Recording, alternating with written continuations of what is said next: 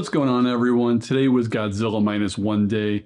I just got out a little bit ago. I had some lunch, came back, and I wanted to give some non-spoiler thoughts for the movie I just saw while it's fresh on my mind. I've said it many times, this is the first non-American Godzilla movie that I've seen, so I didn't know what I was getting myself into, but it is kind of true what I said in my reaction.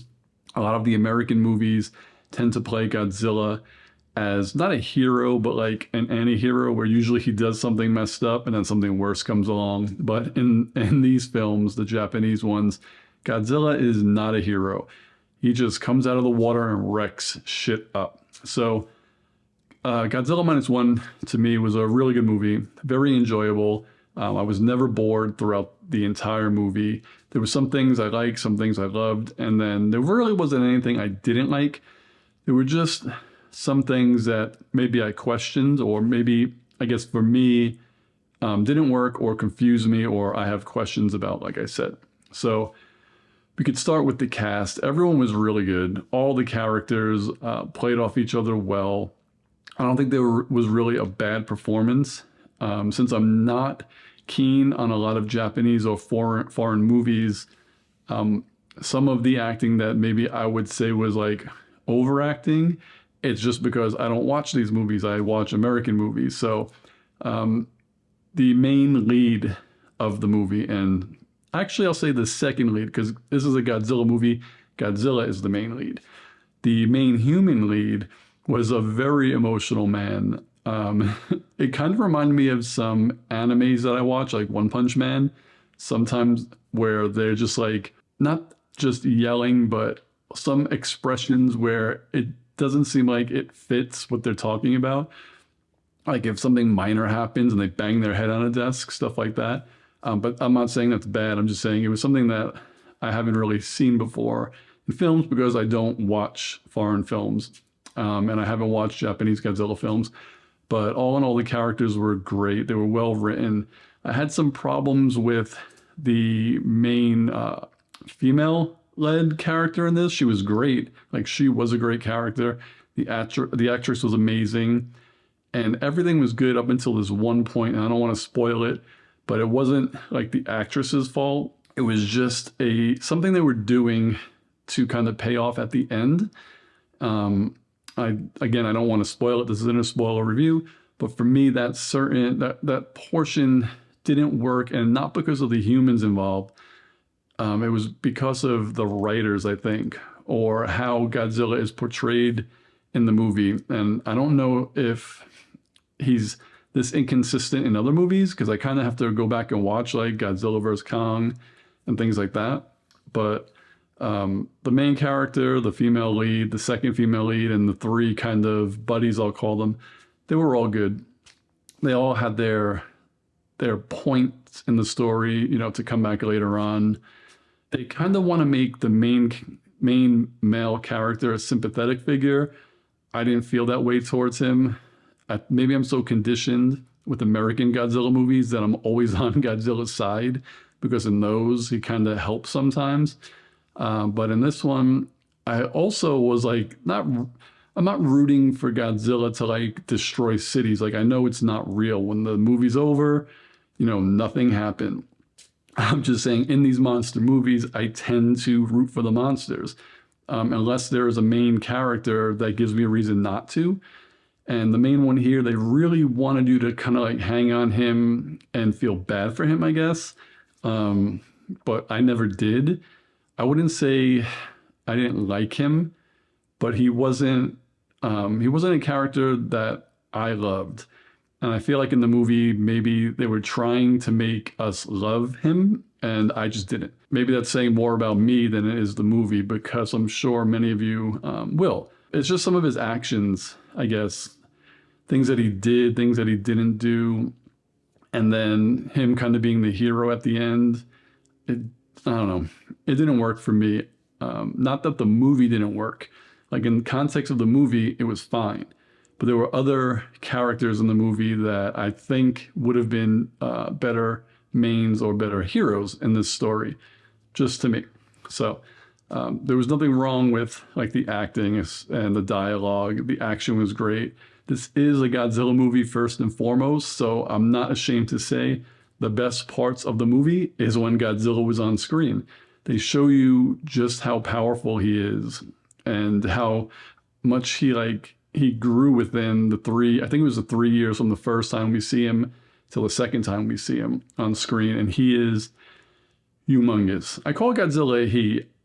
I should say that I don't even know if Godzilla has a gender or anything, but Godzilla is humongous. He kind of, to me, looks like, and I've seen trailers and videos, I've never seen the movie, but he kind of looks like a more updated version of the original character model that I remember seeing like on screenshots and boxes, just updated for the times. Like he still blows the fire, I guess it's called, like the radioactive blue that comes out of him.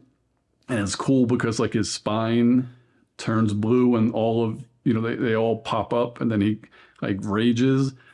And that was cool because they showed how it worked in one scene. But at the end, it kind of doesn't work for me because, and this goes for a lot of movies in general, and I might be getting sidetracked, you have to write scenes to serve your plot, I guess. And a lot of movies have plot inconsistencies. So we see him use, I'll call it a feature, one of his weapons, shooting the blue blast. And the first time we see it, it's like, you better not let Godzilla do that again or he'll destroy the entire country. And if he gets loose, he could take over the world, basically. They made it so devastating, and it was great to see because he was posed as a threat. There was never a time where Godzilla was on screen where I ever felt he was going to be defeated or I felt like something was going to happen that would stop him in his tracks from destroying whatever was in his way. Like he was a force to be reckoned with. There was no stopping him. And that one scene where he first uses that blue beam, that I'll call it, I forgot what it's really called. It's out of control. It's like an atomic bomb, maybe even more decimated where they were. But then it comes back at the end of the movie and he does it again, but it doesn't work the same as it did the first time. And that's what kind of made me, I guess, not take me out of the movie because it's fantasy. And again, I understand you have to write these movies in a way that the heroes could win at the end. But it was just odd to me. There was like an easy fix to that. And it could have been, just don't make it so powerful in the beginning so we understand at the end when he does something and it's, it has the same effect. Like it would have made sense if it had the same exact effect. I think it should have had more an effect at the end just because of where they were, but it didn't. So I was just a little confused. But again, it's a Godzilla monster movie. I was really not there for the plot. I literally, and I admit it, I was there to see a monster destroy and ravage and then, get defeated at the end. And I got all that. So I really enjoyed it. There was a character, and how could I say this without spoiling it? It was like a switcheroo or something that didn't work for me, again, because of linking in with Godzilla's fire blast.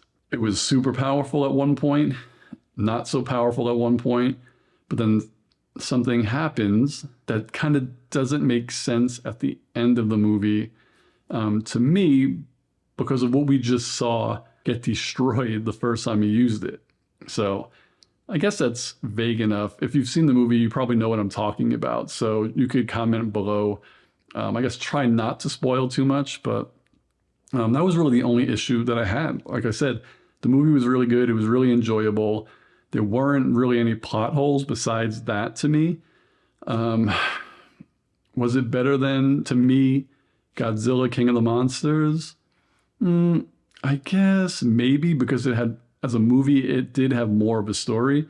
It was another Godzilla origin story. So Shin Godzilla, I know that was also an origin. This has nothing to do with that. It's something on its own. There was kind of a post-credits tease like before the credits. So it was technically part of the movie, but it was basically a tease. So, I mean, I know there's been, 70 years of Godzilla, so it's not a spoiler to say, even though the good guys win, Godzilla's not done, because Godzilla, I don't think, ever dies. You could correct me if I'm wrong, if he has, but I don't think he does, because there's so many sequels.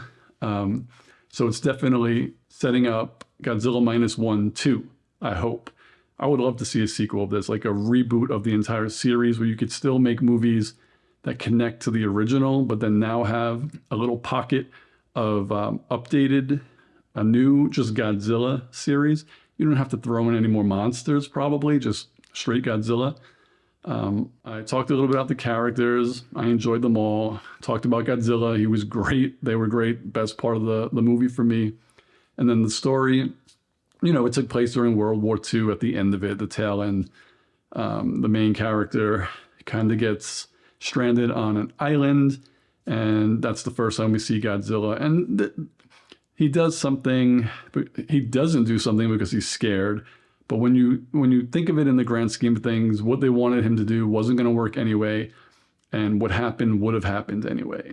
No one knew Godzilla at that point, so they gave him a lot of shit for it.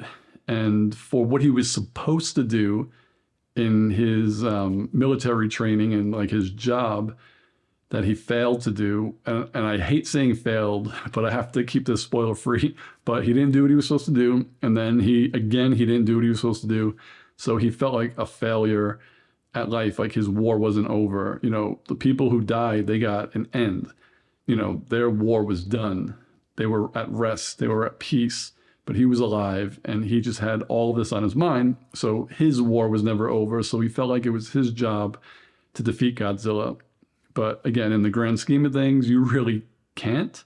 The twist, I guess, for him at the end, can I say it? No, I don't want to say it. But there is a twist with the main character at the end. I kind of enjoyed that because they did get me as far as what I thought was going to happen and what did happen. I didn't think the way it happened in the movie was how it was going to play out. Only because I didn't think he deserved it, to be honest. But again, if you've seen the movie, maybe you feel differently. That's pretty much it. I'm not great with reviews of things. That's why this is just a reaction channel. But I kind of wanted to just get this off of my chest because I did really, really love the movie. And it is my first Japanese Godzilla movie. So I wanted to talk about it a little bit and see if maybe my feelings for it are skewed, because maybe I don't understand this brand of cinema, because I don't watch those movies. So I'm sure they're a lot different than American movies. This movie is a lot different than the American Godzilla movies in a good way. It's more grounded, even though it's an epic blockbuster movie, but it is grounded in one city and one local area besides the little island at the beginning. And typically, like Godzilla vs. Kong, they're pulling monsters from all over the world, and they're ending up somewhere, and they're fighting together and things like that. But even though like Godzilla King of the Monsters really took place in one area, it just felt a lot bigger, I guess maybe because it takes place in the modern times. So there were a lot of skyscrapers, bright lights, hustle and bustle, like a new city. And this takes place during World War II. So there's really not a lot going on in the background, so you can make it a little bit more gray. And it worked. So all in all, Godzilla Minus One out of 10. I'd probably give it like a 7.5 or an 8. I think that is a fair score for a really, really good movie. It didn't blow me away, but movies aren't supposed to do that. Like, you can't go into a movie and just expect it to be the greatest thing you ever saw, because there's so many movies out and we've seen so many movies. How many times can you really say this was the best thing I've ever seen? Because if you say it over and over again, you're just bullshitting yourself and you're lying to people. So it was a really good movie. I probably would say of the Godzilla movies, it's the best movie of those that I've seen. I could say that for certain. But if you ask me what I would rather rewatch, I would probably rather rewatch the American ones, just because I enjoy that style of carnage and team up. And that's just a personal opinion of my own. So again, I think this is the best movie, but it's not the one I would rewatch if you said go rewatch a Godzilla movie. That's all I have. Did you guys see Godzilla Minus One yet? What did you think of the movie? What did you think of my reaction? I would love to hear what you think down below. I know it's hard because it's a non-spoiler review, Comment down below with vague, I guess, comments if you agree or disagree with what I said. And I know there's no DMs on YouTube, but if you find Screen Sanctum on Twitter, DM me or hit me up there and we could talk about it a little bit more. And I'll see you on the next video. Peace, guys.